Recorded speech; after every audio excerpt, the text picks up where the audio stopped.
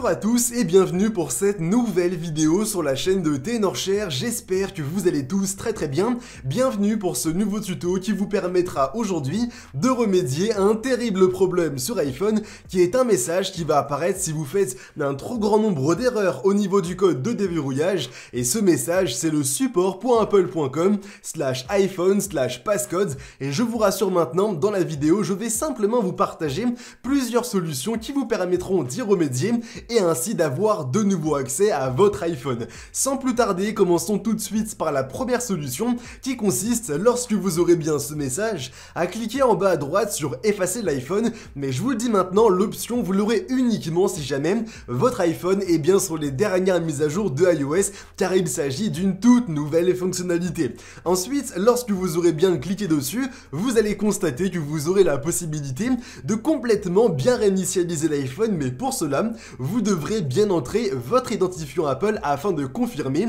qu'il s'agit bien de vous, et ainsi vous aurez de nouveau accès à votre iPhone une fois que vous l'aurez bien fait. Pour continuer, la deuxième solution consiste désormais à utiliser un outil qui se nomme Tenorshare for UK. Le lien pour l'obtenir sera dans la description de la vidéo, et sachez aussi qu'il est compatible aussi bien sur Windows et sur Mac. Cet outil, il fonctionne vraiment sur tous les appareils d'iPhone, donc le 10, le 11, 12, 13 et ainsi de suite, et lorsque vous l'aurez bien au lancement, vous allez voir devant vous que la première grande catégorie en haut vous permettra de retirer le code de verrouillage, et en bas, vous aurez aussi d'autres possibilités comme le fait de retirer un identifiant Apple, un temps d'écran, ou même pourquoi pas un EDM, ce qui est quand même assez utile à connaître. Désormais, vous allez donc cliquer sur la première grande option par rapport au code de déverrouillage, et lorsque vous serez bien dedans, vous allez connecter à l'aide d'un câble USB votre iPhone, et vous aurez un processus en deux étapes à respecter. La première étape sera le fait d'obtenir la dernière mise à jour de iOS. C'est vraiment For UK qui s'occupe de tout, il n'y a pas de quoi s'inquiéter par rapport à ça.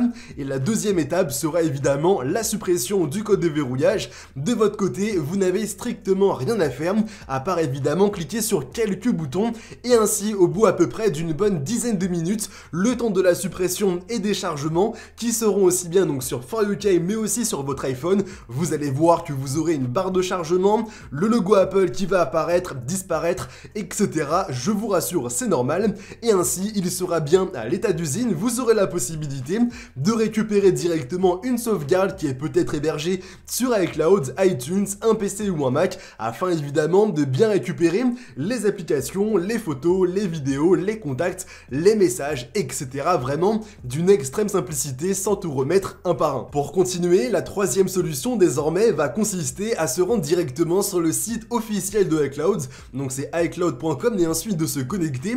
Et lorsque vous serez bien connecté, vous allez choisir en haut, dans la localisation, l'appareil en question qui est verrouillé et qui a ce message d'erreur, et lorsque vous l'aurez bien choisi, vous allez voir devant vous que vous aurez pas mal de possibilités, comme le fait de le faire sonner, de bien le localiser, mais aussi tout à droite de complètement le supprimer. C'est exactement ce que vous allez choisir de votre côté, et ainsi vous allez voir que de manière automatique, l'iPhone va simplement bien se réinitialiser, ce qui est encore une fois une chose plutôt intéressante à connaître. Et enfin, pour terminer, la quatrième solution, c'est le fait de connecter directement votre iPhone à votre PC, de lancer iTunes et ensuite de lancer une restauration, et ainsi il vous suffira de bien patienter le temps de la restauration afin d'y avoir de nouveau accès. Les deux dernières solutions sont assez intéressantes, mais vous aurez besoin de l'identifiant Apple pour bien confirmer qu'il s'agit de vous, contrairement évidemment à la deuxième solution avec For UK. Bon, maintenant, j'espère évidemment que la vidéo en ma compagnie vous aura plu.